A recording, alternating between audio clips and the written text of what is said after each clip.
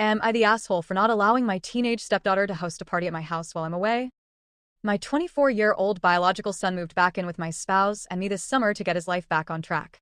This is meant to be temporary.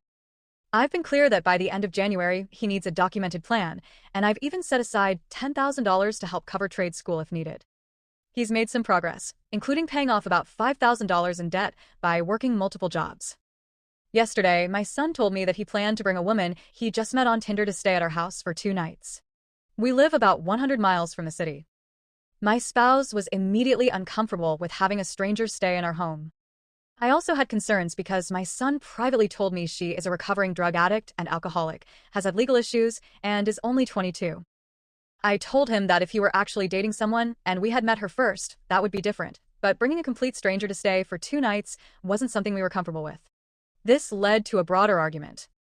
While discussing boundaries around strangers in the house, I told my spouse that I'm also not comfortable with my 17-year-old stepdaughter hosting a New Year's Eve party at our house while we'll be a 20-hour drive away. My spouse had already told her she could have the party, despite my objections. Last year, my stepdaughter hosted a Halloween party while we were home to supervise, and several random 20-something adults showed up after hearing about it.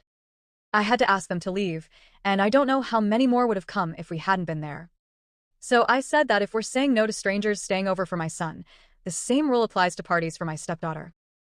No party while we're away. That caused a major fight, and now my son, spouse, and stepdaughter are all angry with me. I feel like I'm expected to help everyone, but not allowed to set boundaries in my own home. We also have valuable and sentimental items in the house, and I don't want to risk damage or worse while we're gone. Am I the asshole for saying no to strangers staying over or parties happening when we aren't home?